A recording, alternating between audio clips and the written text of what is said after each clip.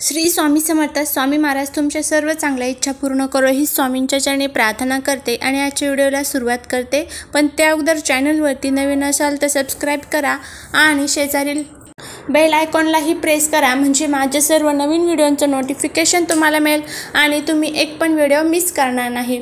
नवरात्रीमध्ये आपल्याला आपल्या मुलांसाठी हा एक उपाय करायचा आहे. मुलांवरती अनेक संकट असतात, दुःख असतात आणि अडचणी असतात. ही जी त्यांची संकट आहेत, दुःख आहेत, अडचणी आहेत, ही दूर करण्यासाठी आपण अनेक प्रयत्न करत असतो आणि त्यातलाच हा एक उपाय आपल्याला करायचा आहे. तुम्हाला माहिती असेल दानाला, त्याचबरोबर ह्या ज्या काही पवित्र तिथी असतात, या पवित्र तिथींना, पवित्र नद्यांमध्ये स्नानाला किती महत्त्व असतं. आपण जर 100 रुपये दान केले तर देव त्याचं वर्षभरामध्ये आपल्याला 1000 आणि 10,000 पटीने परत करत असतो. तर आता विचार करा, आपण जर आपल्या मुलांसाठी ही एक वस्तू दान केली तर त्याचं फळ हे आपल्या मुलांना काय भेटेल आणि कशा पद्धतीने भेटेल. मुलांच्या आयुष्यातलं कल्याण होईल, त्यांच्या जीवनातील अडचणी दूर होतील, त्यांच्या जीवनातील संकटे दूर होतील आणि ही अडचणी आणि संकटे एकदा दूर झाली की कधीच कोणत्याच गोष्टींची कमतरताही त्यांच्या आयुष्यामध्ये राहणार नाही. अनेक इच्छा असतात मुलांच्या, अनेक आकांक्षा असतात आणि दुर्गा माता एक आई आहे आणि एका आईला ज्या वेळेस आपण आपल्या मुलांबद्दलच्या ज्या काही आपल्याला अडचणी येत आहेत तर त्या सांगणार आहोत ना, तर त्यावेळेस दुर्गा माता आपल्या सर्व इच्छा नक्कीच पूर्ण करेल असा हा प्रभावी उपाय आपला आहे. आपल्या इच्छा म्हणजे आपल्या मुलांच्या ज्या काही इच्छा असेल. आता बघा, मुलांच्या अनेक इच्छा असू शकतात. आता मुलगा जर एखादी एक्झाम देत असेल तर त्या एक्झाममध्ये पास व्हावं असं प्रत्येक मुलाला वाटतं. त्यानंतर जर मुलं छोट्या छोट्या एखाद्या परीक्षा देत असतील तर त्या परीक्षांमध्ये पास व्हावं किंवा नोकरी मिळावी, नोकरीत प्रमोशन व्हावं, तर अशा अनेक इच्छा असू शकतात.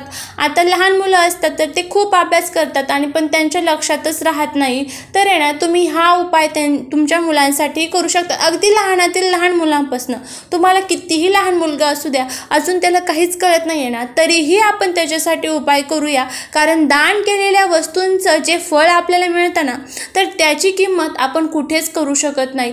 ज्या वेळेस आपण एखादी वस्तू दान करतो ना, तर त्यावेळेस त्याचं फळ जे आहे आपल्याला तर लाखोच्या पटीने मिळत असतं. तर आता काय उपाय करायचा आहे, कशा पद्धतीने करायचं आहे, याबद्दलची संपूर्ण माहिती घेऊया. आता दुर्गा माता जे आहे तर ते माता पार्वतीचं स्वरूप आहे आणि माता पार्वतीला तुम्हाला माहिती आहे गणपती बाप्पा आणि कार्तिकेय आहे, तर हे त्यांची 2 मुलं आहेत.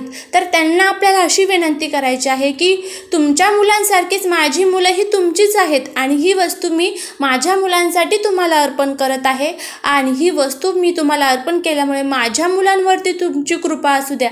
माझ्या मुलांच्या जीवनातील तुमचे सर्व संकटे, दुःख, अडचणी तुम्ही दूर करा, अशी आपल्याला त्यांना प्रार्थना करायची आहे. आता काय अर्पण करायचं आहे आपल्याला बघा. आता आपल्याला काय करायचं आहे, एक पिशवी घ्यायची आहे. एक पिशवी घेतल्यानंतर त्या पिशवीमध्ये प्रथम आपल्याला, तुम्ही थोडीशी मोठ्या साईजची पिशवी घ्या, 3 ओंजूळ आपल्याला गहू टाकायचे आहे. आता ओंजूळमध्ये जेवढे गहू येतील ना, तर 3 ओंजूळ गहू टाकायचे आहे.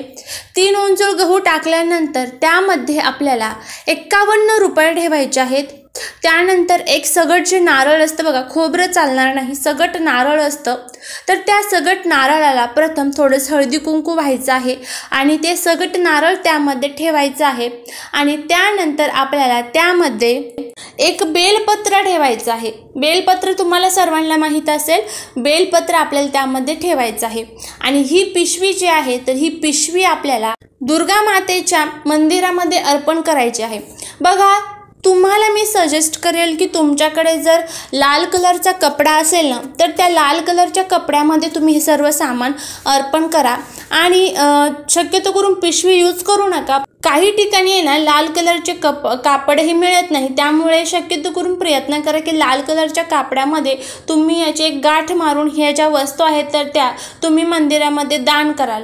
तर अशा पद्धतीने आपल्याला ह्या ज्या वस्तू आहेत तर त्या दुर्गा मातेच्या मंदिरामध्ये दान करायच्या आहेत. तिथे गेल्यानंतर मातेला प्रार्थना करायची आहे, मुलांच्या जीवनातील सर्व संकटी, अडचणी, दुःख दूर करा, अशी आपल्याला त्यांना प्रार्थना करायची आहे. बघा, अगदी साधा आणि सोपा उपाय तुम्हाला सांगितलेला आहे. माझ्यापासून तुमच्या मुलांपर्यंत प्रत्येक आईला काळजी असते की आपल्या मुलांनी भरपूर अभ्यास करावा. भरपूर करण्यापेक्षा आहे ना, त्यांच्या लक्षात राहावं. त्यांनी थोडाच अभ्यास करावा पण त्यांच्या लक्षात राहावं. किंवा मग आहे ना, त्यांनी अभ्यासामध्ये खूप प्रगती केलेली आहे पण त्यांना पाहिजे ते यशाची प्राप्ती होत नाही आहे, तर त्या यशाची प्राप्ती त्यांना व्हावी यासाठी आपल्याला दुर्गा मातेकडे आपल्या मुलांसाठी प्रार्थना करायची आहे. बघा, हा जर उपाय तुम्ही केला ना, मुलांच्या जीवनातील सर्व संकटे, अडचणी, दुःख, दारिद्र्य दूर होण्यासाठी मदत होते. त्याचबरोबर बघा, आणि तुम्हाला एक काम पण करायचं आहे. तिथे जमलं तर एखादा दिवासुद्धा तुम्ही प्रज्वलित करू शकता. आणि उपाय करत असताना फक्त श्रद्धेने, विश्वासाने, अनेक वेळेस मी सांगते की श्रद्धेने आणि विश्वासाने उपाय करा, त्यावेळेसच त्याचा लाभ आपल्याला होतो. कारण आपण मनामध्ये थोडा जरी किंतु परंतु आणला ना, आपल्या मनामध्ये फक्त जरी आलं ना की मी आता हा उपाय करते, माझ्या मुलाला याचा लाभ होईल का, खरंच तुम्हाला सांगते ह्या गोष्टीचा कधीच आपल्या मुलांना लाभ हा होत नसतो. त्यामुळे नेहमी उपाय करत असताना पूर्ण विश्वासाने उपाय करा की आता माझ्या आईला, माझ्या जगदंबेला माझ्या मुलांसाठी ही वस्तू अर्पण केलेली आहे, तर याचा लाभ हा माझ्या मुलांना होणारच आहे. तर अशा पद्धतीने आपल्याला हा उपाय करायचा आहे. अगदी साधी आणि सोपी गोष्ट आहे. नक्की आवर्जून करून बघा. खरंच मुलांच्या जीवनातील अडचणी आणि दुःख दूर होण्यासाठी मदत होईल. झालेली सेवा महाराजांच्या चरणी अर्पण करते. व्हिडिओ जर आवडला असेल तर लाईक, शेअर आणि सबस्क्राईब नक्की करा. श्री स्वामी समर्थ.